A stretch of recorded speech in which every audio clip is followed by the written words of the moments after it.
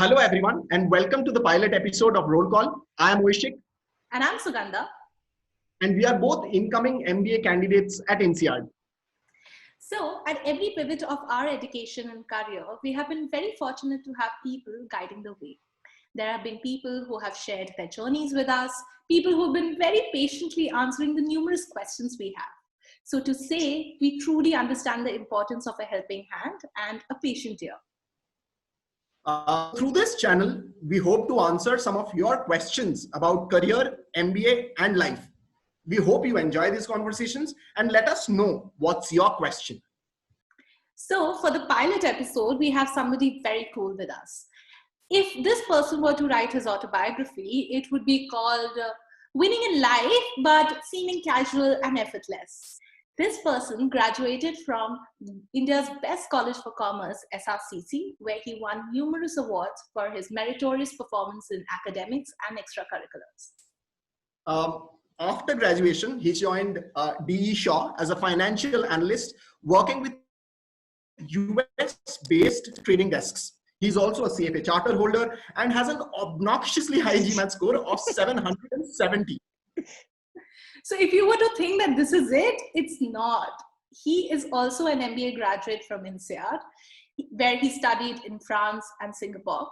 He is also a Dean's List holder from INSEAD and is currently a trader with DE Shaw in London. So guys, meet Aadil Rai Mehra. Aadil, welcome to our channel. Thanks a lot, Oishik and Sugandha. That was a super interesting introduction. Little over the top maybe, but I'll try to keep it back down and bring things back to reality from now on. But very excited to be here, and let's see how the rest of the day goes for us.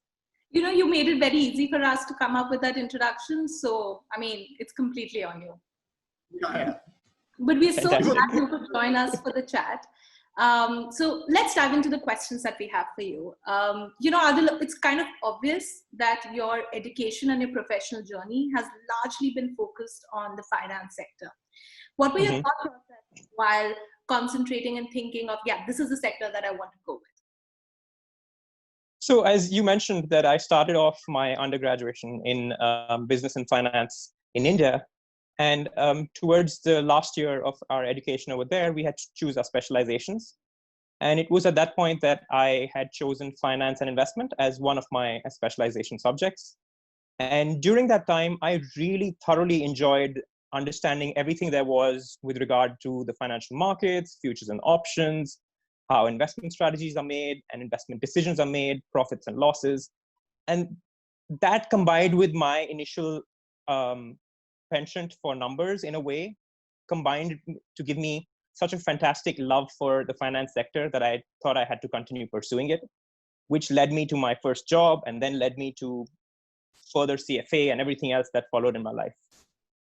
That is fantastic.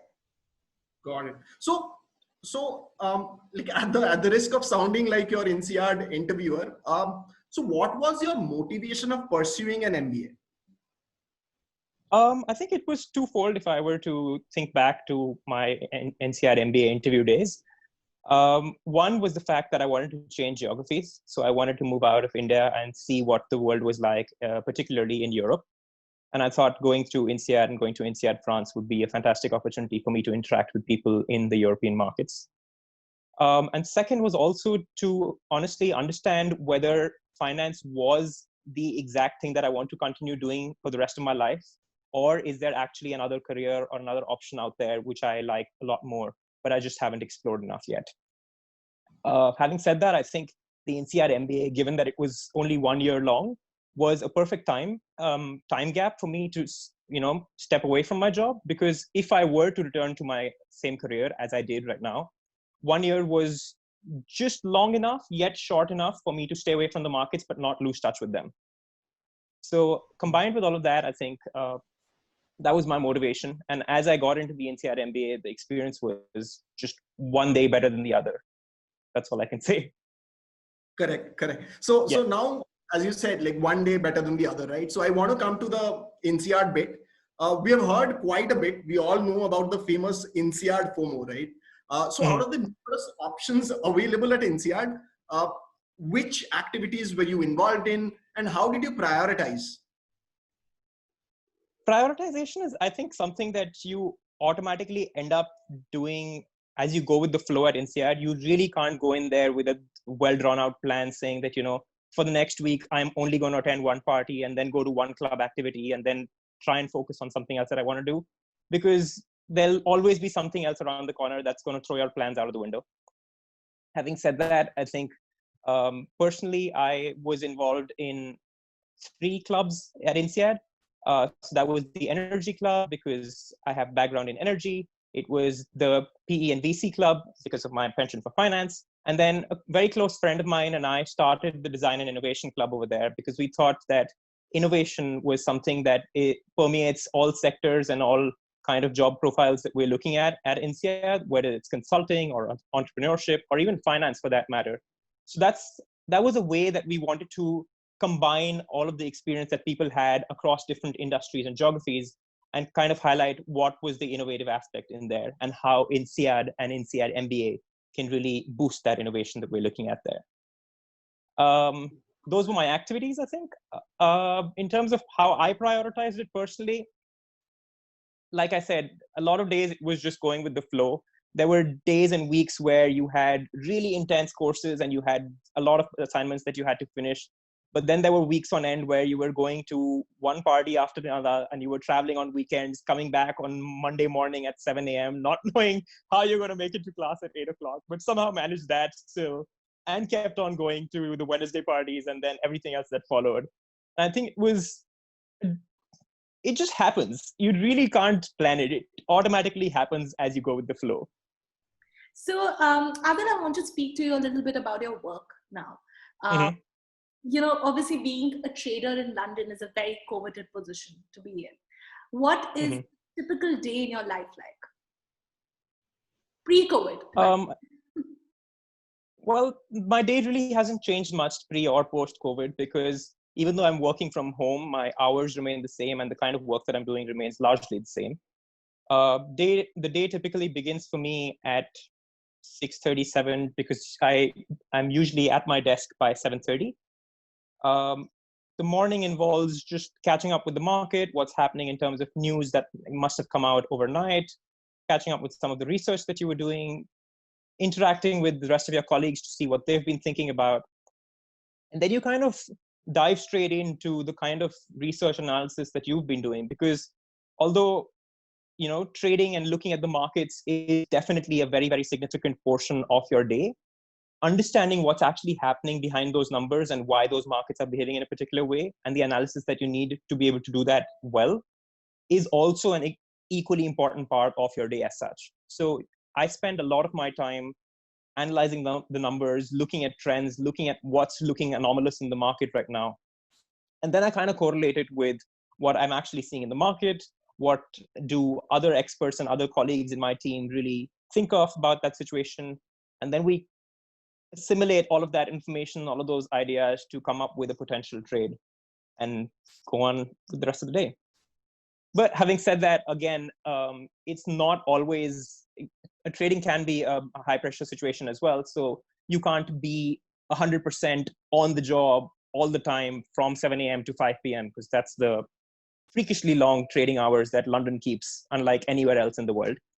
So there are times when you're relatively a little bit lighter and you're just casually chatting up. You'll pick up a political discussion with somebody, or you'll pick up, topics about what's happening in COVID, what's happening in the rest of the world.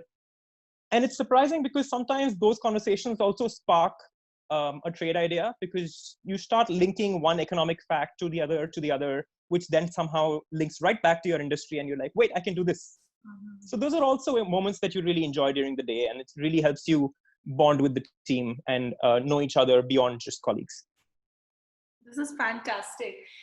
So apart from the trading hours that you have, do you put in any work and post work where you are yourself researching and preparing for the day? So like I said, given the fact that the trading hours are expensive from 7 to 5, most of the research and analysis happens during the day itself. There are certain days and instances where you end up working either beyond that or on weekends just to catch up on what's happened. So it's quite possible. So for example, when the COVID lockdown started, right? what the impact of that might be on the kind of trades that we've put on and the kind of risk that we have is something that you couldn't really wait 3 days to find out on Monday morning when the market's hitting and crashing down with you. So that would be a typical example of a situation where you would end up working a little bit over the weekend to understand what are the different scenarios that could potentially play out and how can you try and position yourself reasonably well before the market wakes up on Monday morning. So what about a career progression? So a typical trader, how do they see their career progressing? Well, so if I were to talk about how you start off as a trader and then evolve through the rest of your life, you typically pick up a lot of the traders from right after their undergrad or maybe even their postgrad. And they start off as analysts to understand the industry and to understand how the markets function. So I'd say initial days, almost 100% is spent on analysis. And then as you progress, you start reducing the number of hours that you're spending pure on analysis, and you start increasing your trade execution, trade idea development, and all of that. And as you get more and more senior, the time that you're spending on analysis reduces because of two reasons. One, because you know the market so well that you have to spend relatively less amount of time to kind of process whatever is happening there. And two, because you then also start relying a little bit on people who are starting after you and who can also provide you that kind of information there. So that's primarily the career progression. I mean, if you want to get into the management aspect of it, then yes, as you get more and more senior, there's also maybe some aspect of team management and team development, client development. But as a core trader, if you only want to look at your individual contribution as a pure trader, then it's just a combination of how well you can really understand the markets and whether you want to go deep into one sector and one industry or kind of broaden your approach and do the so-called T approach, that MBAs like to call it, where you have a broad understanding of a few different markets, but then you go very, very deep in one market because you spent about 15, 20 years in that and you know it inside out. That's how it develops. That's perfect. So when you start off as in a firm, do you choose your sector or the industry that you would support? Yes and no. If you have some experience and you know you want to get into a particular field that you genuinely like, then you can put in that idea and you want to go and pursue that. But more often than not, especially talking about undergraduates who have absolutely no idea about trading, because of the fact that, we take in candidates from almost any sphere and any kind of educational background. You could be doing pure finance, or you could be doing no finance at all in your entire life up until now. You could be doing physics, chemistry, astrophysics, anything of that sort. And you could come into the world of trading, right? So having come from that kind of non-existent knowledge of finance and the different industries, you kind of get put into a general pool where you drift around with 2 or 3 different teams and you see how you like the different work. And while you're doing that work, you automatically start showing your inclination towards either something that's more equity oriented or commodities oriented or FX, bonds, etc. And then accordingly, you start spending more and more time with that particular team. And that's how you develop your specialization in one particular sector, I would say. Okay, fantastic. So say somebody has joined trading and they enjoy the work, but after a while they want a bit of a change. So they're looking for exit opportunities of trading. What are the kind of opportunities on the top of your mind that somebody can look at?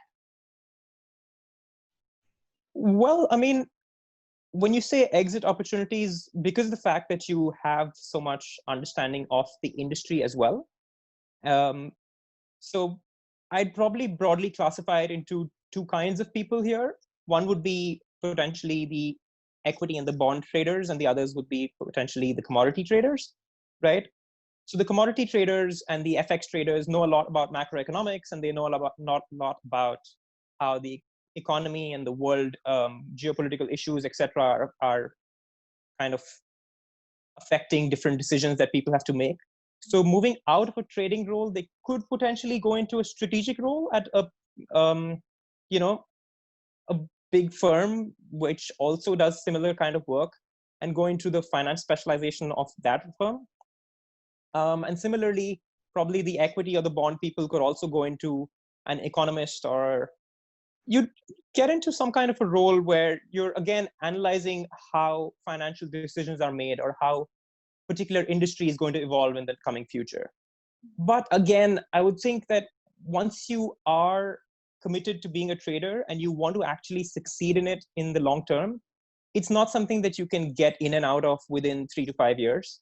It's something that you want to stick on with for a reasonably long period of time, so that, like I said, you develop that kind of intuition and understanding where you don't really need to be bogged down with information for 90% of your day to understand what's happening. You can see what's happening, kind of almost relate back to it by saying, oh, I saw something like this maybe back in 2015, and that's what happened back then. Maybe something like that happens right now. So your decisions are a lot faster in that case, and your response to the market is a lot better. And that's the experience that makes you a lot better eventually. So yes, exit opportunities, but no, maybe you don't want to exit it in very quickly. I totally agree. In fact, when I was in investment banking, my MDs and executive directors, they always, obviously the economy goes in cycles, right? There is up and down that happens. So they would always know that we need to work on this deal, or we need to work around a particular situation depending on what they've done in the past. And I would see that reaction difference between, say, an MD and ED who has had a longer tenure as an investment banker versus an associate who's just seen it for a shorter duration. So it actually makes a lot of people stick around for the long. Exactly. Because if you've lived through an actual experience, you know the harsh realities of it a lot better than someone who is a fairly new associate within the firm and has to actually Google it to find out what happened back then, right? If you've been burnt by it or you made a lot of money on it, you definitely remember it a lot better than what Google can tell you. Absolutely. So Aadil, I think that was quite insightful. Like, we talked about a day in the life of a trader. We talked about career progression. We talked exit opportunities. And then interestingly, you said that one does not need to specifically have a trading background in order to get into this field, which I think is quite a welcome news for many of our viewers as well. So I wanted to understand, so what are the elements of your personality that make you good at this job? Don't be humble. Well, I'm going to keep myself out of it and talk a little more dispassionately. In general, I would say traders, you'd broadly want two things. One would be the ability to zoom in and out of details to see both the micro and the macro of the situation that you're in. There are definitely times when you need to really drill deep and understand what's happening behind the markets and what's really causing that massive move that went way beyond your expectations. And then there are other times where you need to come out of it all and look at it on a broader, maybe a global picture to see what's happening. So that ability is something that's very important. And as a trader, I think the second thing, which is more a personality trait, is that you need to know how to react to failure. Because you got to remember that not 100% of your trades are going to go in your favor. You're not going to wake up every morning and see your P&L go up and higher and higher and higher. There are going to be days where you're going to win big, but then there are going to be those other days where you're going to lose equally big or maybe even bigger, right? And it's those days where you really need to get yourself up again, understand what's your strategy going to be like. Are you really convinced that the strategy that you put on is actually the right thing to do and this is just a temporary loss? In which case you show your conviction and keep going forward. Or you think that what you thought of was right at that point in time, but the markets have changed and therefore it's no longer right to go on with that. Then you kind of mentally regroup, try and see how you would change your strategy. Yes, you remember that loss, but you remember what you learned from it rather than remembering the bitterness of that loss. And then start planning the rest of your year, because you still have, if this happened in early part of the year, you still have the rest of the year to go through, recover your losses, make further profits, etc. Right? So one thing can't define the rest of your career. Correct. So bringing MBA into the picture, so what aspects of the MBA are you currently employing at your workplace? So I think, again, one aspect was that I had taken on a lot of finance courses, and I've met some fantastic professors at INSEAD who have either had their own investment experience or had trained so many other traders in the past that they really knew the inside out of it. And these two guys, even now, if I could ever get to talk to them, Theo Vermeulen and Pierre Hillion, they were absolutely fantastic gods of finance. So I'm really, really grateful for having interacted with them and learned some more from them. on the finance side of things. And then on the other side, I think on the management or the team development side of things, the MBA and particularly the INSEAD MBA taught me how to work with a team that is multicultural and multi-geographical in a way. Because if I were to look at my own team right now, we're a team of 15 people, which has, I want to say, 3-4 Europeans, 4 Asians, 5 or 6 Americans, and we're dispersed across the US, London, India, Hong Kong, everywhere, right? And so being able to interact with so many different viewpoints and so many different ways of approaching something is something that you learn through the MBA. And it really helps you get the best out of the team as a whole, which is true for any job, I think, at the end of the day. So that was something that I definitely learned from the MBA. So it's kind of clear that INSEAD is really prepping up kids for trading and multicultural jobs. That is for sure there. But apart from this, any tips that you would like to give to somebody who is looking to maybe explore trading or energy sector? Sure. I mean, so trading and energy are two, different ways in which you would want to go about things. For trading in particular, I would think within the INSEAD group that at least I saw in my cohort, there weren't a lot of people who were interested in it because it's a relatively niche field that you would want to get into. And the typical thought that you have coming into INSEAD is that you want to get into either consulting or you want to get into an entrepreneurial role or a PEDC kind of role. Those were still talked about a lot. If you do find others within your cohort who are interested in this, I'd say reach out to them, talk to them, because understanding what their perspective is and when they're coming from and what really motivates them helps kind of motivate you as well and keeps you both going in that process. Because it can be kind of daunting to survive and keep that fire for trading alive as you go through a cohort where 90% of the people are going gung-ho over just consulting, right? So that's something that's something I would recommend to someone coming from INSEAD into trading. The other thing I would say, like I said earlier, was that you really don't need to have a prior background in finance or in trading or anything of that sort. If you have the ability to think outside the box, you have the ability to connect the dots if something's laid out in front of you in a jumbled manner and kind of extrapolate from that what might be the next logical step, then those are things that will really help you in your career there. And those are things that are vital in being able to understand and the market as it develops very, very quickly, right? So that would be the main thing that I would recommend to a person. Obviously, when it comes to the energy sector, that is a completely different ballgame. Energy has so many different fields within it that you can kind of get into whatever you're interested in as such. You can continue in the field of renewables, which is a booming sector when it comes to Europe, particularly because most of the European countries are really focusing on getting carbon neutral and focusing on their green development and all of that. But if you're not interested in renewables, then you can still continue in the oil and gas field because you still have majors like BP, Shell, all of them, which are continuing to survive and they're continuing to grow despite this green revolution, so to say, that's developing in the markets, right? So you have that aspect to look into. And when it comes to the, I'd say the technicalities or the actual role that you perform in these companies, that also can differ. You can be a product manager in something like a Shell or a BP, where you're just focusing on how their retail segment is going to grow. You can focus on finance, but you can focus on finance either as a trader or you can focus on finance as a corporate development manager within different firms and see how their corporate strategy and their financial strategy is going to work.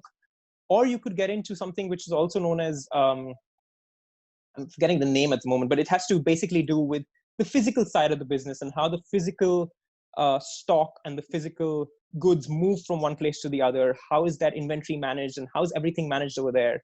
It's somewhat like what you would call a product or a process manager in something like Amazon, but it has a different name, which is completely eluding me at the moment, sorry. But yeah, I mean, there are so many different subsectors and different aspects to it that it's definitely a very, very exciting space for someone to come into if you're liking it. I've actually managed to turn a few friends of mine during their MBA, and they started looking into entrepreneurial projects on solar development, and they started looking into how they could petition to the government to try and make them greener. So all of that's happening. So it's definitely interesting, and different aspect of it catches someone's interest here or there. What was your commission in all of these converts that you had during? I really wish, but no, there was no commission there. I think it's just good to have a strong network of people around you who are also in the same kind of industry, because they can give you a different perspective on it, right? I mean, I am sitting right here in London looking at it from a finance perspective. I have a friend in Canada who's looking at it from a more policy-driven perspective. I have another friend in Singapore who's looking at it from the physical perspective. And the idea that they can give to you is something that might just be a black box to you, right? So that's always good to know. Yeah. It's fantastic. You've talked a bit about geography here and how different geographies can give you different perspectives, which is kind of obvious. But what is interesting is your life in London. So everybody has seen Zindagi Na Milegi Dobara. We're just going to assume that a trader in London is like a very, hotshot thing. I'm hoping that there is caution, like people around you in your workplace as well. But what is life in London like, working life? Well, so if you're referencing Zindagi Na Milegi Dobara, I think the first thing you need to know is we're not as stuck up as you would see Hrithik Roshan in that movie, right? We really like to enjoy ourselves when we do. Yes, when we're on the job, we're high on our discussions, we're really getting into it, and we're having, very interesting dialogue and discussion with each other to really hammer out the details and get out the best that we can amongst us. But when we're not, we're out. We like enjoying ourselves at the best of restaurants. We like going out for drinks and dinner. Well, if traveling was an option, then we love traveling as well.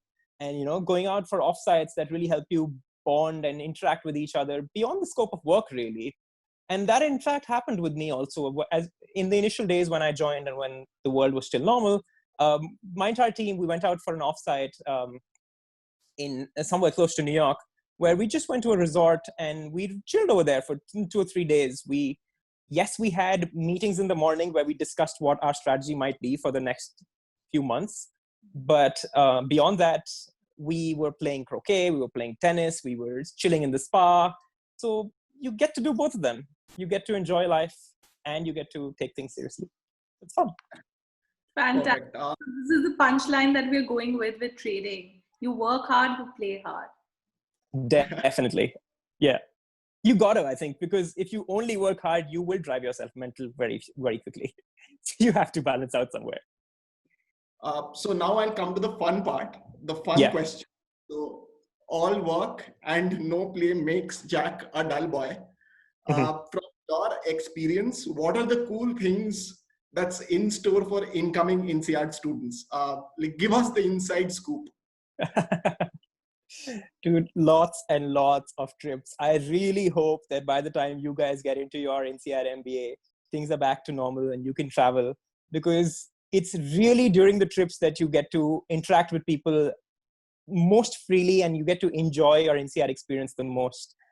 Whether it's your trips from France, you go out to Ibiza, you take a yacht trip in Croatia or something of the sort, or you're out in Singapore and you definitely, as tradition goes, go to the private island that everybody goes in Indonesia, and you hire that out, just 60 of you, owning the entire island for 2 or 3 days and enjoying yourself over there.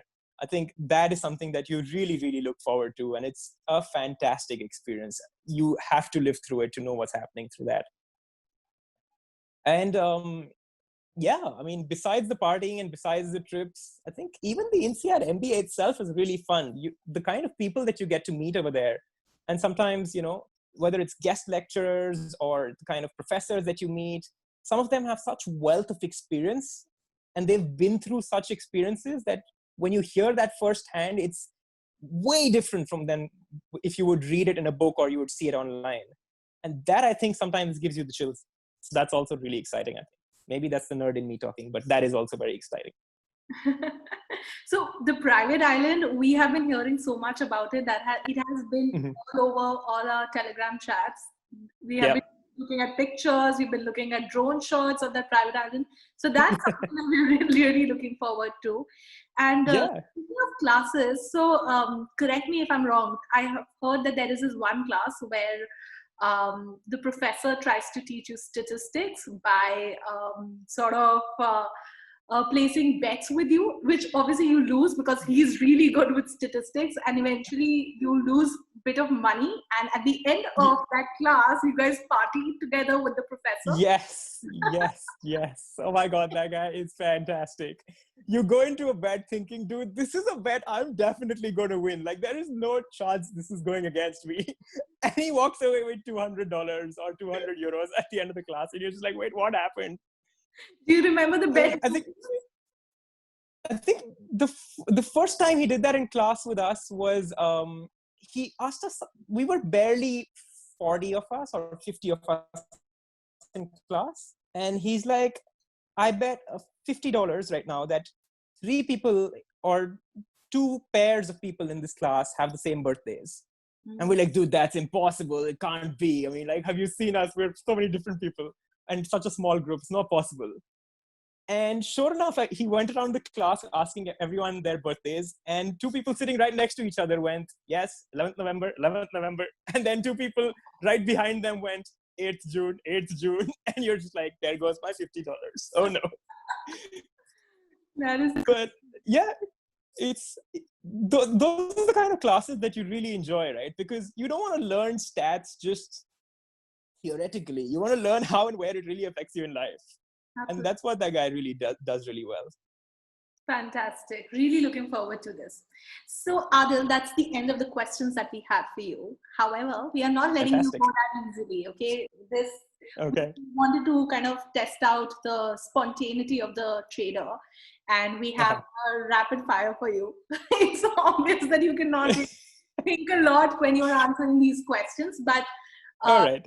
But we made it easy. It's not like very scandalous questions right now. So, are you ready for the rapid fire round? No? I guess. I don't know. Yes, sure. Why not? It's super easy, I promise. Okay. Here we go. One tradition no one should miss at INSEAD. The island trip. Okay, got it. Favorite place to chill in at Fonty? House parties. Okay. And what about Singapore? One altitude? Okay. The rooftop bar, yeah. One thing you never thought you would do at INSEAD? I don't know. I don't think like half the stuff that I did there was not what I planned to do anyways. So I can't think of one particular thing. Okay, no worries. I have one last question for you. Fill in the blank. If one visits London, what should not miss blank? Brunches. Ooh. You have so many amazing bottomless brunches with mimosa, champagne, whatever you want. And there's so many cafes on like riverside areas that you can go and have brunches at. So brunches, definitely. What's your favorite place to have brunch at? You should go to the farmers markets and things like that to have it, because the kind of fresh stuff that you can get over there is fantastic. Perfect. Wonderful. And that's a wrap. So thank you so much, Aadil, for spending your Saturday with us and sharing such helpful and candid insights with all of us. You're truly very cool, and let us know when that autobiography is out. Sure. I think you're going to be the one writing for it. So it's going to be a biography, not an autobiography. But it was a pleasure being here. Thanks a lot, guys. This was wonderful.